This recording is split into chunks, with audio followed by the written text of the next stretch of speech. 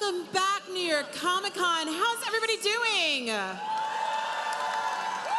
This is a very bittersweet moment because it's our final cast interview of New York Comic Con 2019 here from the live stage. But it's with these amazing women from She-Ra. How's everybody doing? How was your con today? Amazing. Amazing. We're not tired. We're very awake. I know. We could keep doing this for like 4 more days. Yeah. Yeah, absolutely. Yeah. So we're back with a new season, and it seems like there's a lot of girl power this season, and literally because some of your characters are finding themselves in charge in situations they haven't been in before. Let's talk a little bit about like those storylines and where your characters are starting off this season.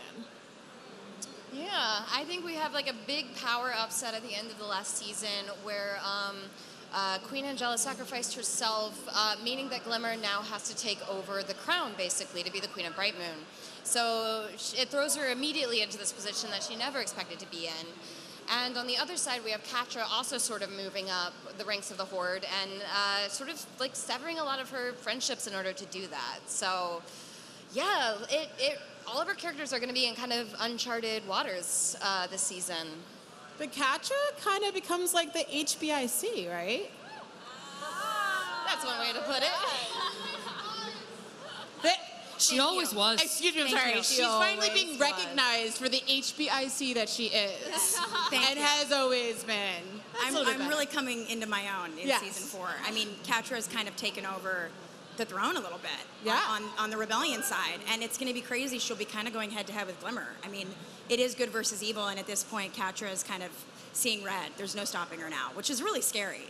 But at this point, she's done so much damage, I don't think she would even know how to fix it. We're also getting to see some new characters this season, and there's a big one that you guys actually announced at the panel, which was Double Trouble. Double Trouble. So you guys familiar with Double Trouble? So apparently this was never, ever, there's never been this character before anywhere except for in the toy line, right? They had a toy, but never actually appeared in the original show. Right. So we definitely knew that we wanted to use Double Trouble in our show, and they are an incredibly fun character. I can't wait for you all to meet them, and we're going to have more information on them super soon. Now, is that something that you were like, you knew who I really want? Like, I want to bring this person into the fold or this character into the fold? Or is that something they were like, hey, how about this? I love shapeshifters, like, more than anything, and Double Trouble classically is a shapeshifter, and so it was obvious to me. There was no question. For each of you, what's been the most exciting part so far, your favorite part for this upcoming season? Where's your favorite part? There is a very Scorpia-heavy episode that we keep teasing like crazy. I will say this. Thank you kindly, everybody. I will say this, is I got the call about the episode and then was so excited about the episode. And then you remember I came in for the episode and I was ready to go. There was like no messing around. Remember? Yeah. We record a lot of days. Things that are relevant to one of us may not be to another one of us. I was almost waiting for more of the story. Like that you thought you were recording that one and you came in ready to go and it was like sometimes. Not your episode. It's always really it was like sad when and they're like, no, wrong day. Right. That's what I was. That would have been a better story. No, still a great story. I just thought more was happening to it. It's hard because you don't want to spoil anything, and our show is so full of spoilers that it's like we're constantly speaking in code. But it's very exciting. It's such a great episode, though, because it just like lets you just like riff your heart out with this character. Yeah. And it's great because it's like the world through Scorpia's eyes, which is very rose-tinted and upbeat. And I wish we all saw the world that way. I know. She's magical. She is magical. Perfect being. What would you say is your favorite thing about each one of your characters? I mean, you've been with these characters for a minute now, so what's your favorite thing about each one of your characters, and what's your least favorite thing about each one of your characters? Well, this season in particular with Adora, she's kind of caught for the first time as she's not the only leader on the block. And she has to learn how to take a step back and play a supporting role, which is difficult for her. And that's interesting to play, and also there's like sort of a challenge and a rift that is created between her and Glimmer, because she's promised Angela that she's going to take care of Glimmer, and taking care to Adora means like control their every move to make sure nothing happens to them. So that causes like some challenges in their relationship. So that's kind of my favorite thing about this season, is that you see the person who is used to being the hero kind of take a little bit of a step back and let others do hero things. Yeah, she's doing her best. She's doing her best. She She's always not great just does her best. Yeah, No. I mean, she's not like gonna succeed right away, but she's gonna do her best. Yeah. Lauren, what about you? I think my favorite thing about Scorpia is how loyal she is, and my least favorite thing about Scorpia is how loyal she is. All right, fair enough. That's like such a Michael Scott answer. It was a Michael Scott answer. Is also my weakness. But yeah, she is loyal to a fault, and I think that's something that's admirable. But then also, she's in a toxic relationship with Katra. I mean, the people online, all of you who message online, they're like, Scorpia needs a break, and you're not wrong, you know? She's a good lady. Ladies, what about you? Katra's perseverance. I mean, I have an incredible amount of respect for her gumption, especially at the end of, this first episode in season 4. She takes the throne, basically. She's like, sorry, Hordak, like, I'm the one, I know the rules we're playing by, and I'm the one that's going to set them. And I think that's actually, it's empowering, but it's also scary. I mean, the one thing about her that I do have a hard time with, that it makes me sad, is that she won't accept true friendship, and she has it right in front of her. And I hope that she comes to realize that there are true friends out there, and I hope she starts building a group of allies. Karen, what about you with Glimmer? I mean, Glimmer's got some arc this season, right? I know, she has a lot of growing to do this season, a lot of learning. I love that I love her go-getter attitude. She knows that she has to prove herself, so she doesn't really hold back, and she just does what she wants, which I love, because sometimes we all need a little bit of that, I think. But I struggled with her inability to see how her actions affect Adora and Bo this season. I think that she doesn't really take their feelings into account, so that was a little hard part to see her do, I guess, yeah.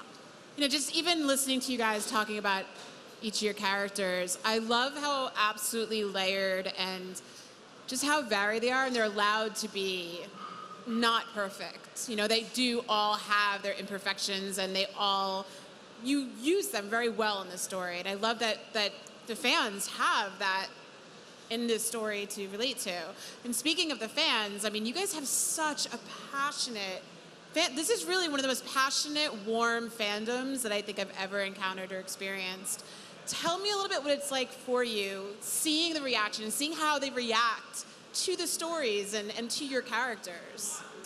It's been amazing. You guys are the best, seriously. I've just never seen such like positivity and love and joy and community and everything that you've built. We weren't sure what it would be like when the show came out and when it started getting watched by people and received by people, and to see how much everyone has come together and the creativity on display and the passion on display.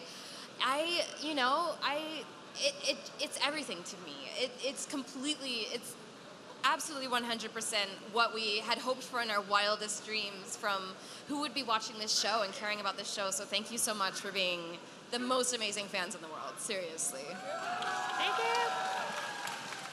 We loved getting tagged in your cosplay and all of your posts. Like I spent like every night I go on my like tag posts. I'm like, oh, look at that. I show my husband. I'm like, look at this Catra. How great is she?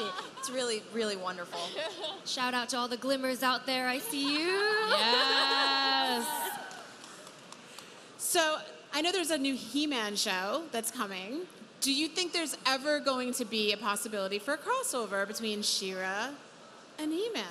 Okay, so I'm gonna keep pitching this until it Do happens. it, girl. Take your moment. Shoot your shot. So it's like He-Man, and it's like in the awesome powerhouse, like very like anime, cool style. And then there's our She-Ra's all like poppy colors. And they're both in their style, and they come together for a She-Ra and He-Man Christmas special. I love that. I would 100% watch that. I have not received this call yet. Kevin Smith, just call me, and we'll make this happen. And Santa will come, and they'll decorate the tree, and they'll teach Skeletor to love, and it's gonna be great. It's yeah. So, no joke, I worked with Kevin on Goldberg's for a couple years, send him and that I message. shamelessly like texted him when this announced that he was doing He-Man, and I was like, hey, Kevin, I hope you're well. I heard you're doing He-Man. Me and the She-Ra girls are like ready for a crossover whenever you are. And he literally was like, I'm gonna consider this. No promises, but it's in the ready and willing. Hopefully in the works. You're on way in. Thank you. I'm I mean, I think between like 6 degrees of separation, I have confidence in this group of women. I think we can make this happen. Manifesting this. We're gonna We're putting manifest this out in this. the Everybody universe. manifest it happening. Everyone A tweet He-Man, at Kevin. She-Ra. Kevin reads tweets. Tweet Oh, God. that Kevin Smith right now. Be like, What have we yo, call Noelle. Let's make a Christmas special. I absolutely think that should happen and could happen. It's right there. It's money on the table. Writes itself. It writes itself. It's Christmas. I mean, It's a time for Christmas. It's a togetherness. Christmas Meanwhile, miracle. like, there's no birthdays in the Horde, like, but there they is have Christmas. Actually, fun fact, Adora and He-Man's birthday is December 25th. Yeah, I heard that you announced people's like when characters' birthdays were, and I saw some Well, people. that's from like the original. Yeah. Right, That's like- not our Adora's birthday, but we also don't know what what our Adora's birthday I thought is. you said she was no. Is she a Capricorn? She's Capricorn. I mean, there you go. do you think that she acts like a Capricorn? Do you believe in horoscopes? I think she does act like a I think she does Capricorn. act- yeah. She's incredibly stubborn, very like knows what she wants. She's gonna go for it. Yeah, Yeah. that's a Capricorn to me. My dad's a Capricorn. Wait, what's I'm end of aware. October? What would be October 28th? Scorpio. Scorpio. Oh, perfect. Yeah. Okay. Great. Yeah, lines up. Do you guys feel like it's accurate? Their signs with their characters. Yeah, but I are feel fit? like if she's a Scorpio, she has a Pisces moon or something. Oh. I mean, they don't really know what their birthdays are. It could be anything. This is going somewhere that I absolutely I don't know. cannot follow. Yeah. I feel like you're with me on that. You're just like, I'm I on don't know that what you're talking about. co-star app, that horoscope app, and it sends me emotionally abusive messages. That's all I'm saying.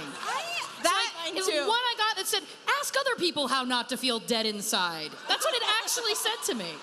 My wife made me join it so we could see if we were compatible, and I was like, I don't want to do this. Bad This is so move. scary. And it's like, this is a nightmare couple. You two are terrible for each other. And I was like, I'm deleting this app. You don't know my life. I don't like it.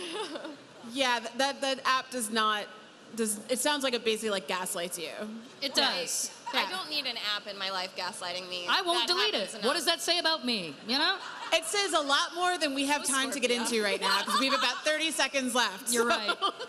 But with that, thank you so much for joining us. I hope everyone definitely stays tuned because the new season starting November 5th, everybody. November 5th on Netflix. 13 episodes. 13 And everyone tweet that Kevin Smith that Noelle wants to do a crossover. Yes. Special. Let the powers Yes. that be, aka the fans, make it happen. And with that, we'll be back in a few minutes with our final New York Comic Con wrap-up show. Oh, thank you so much. Amazing.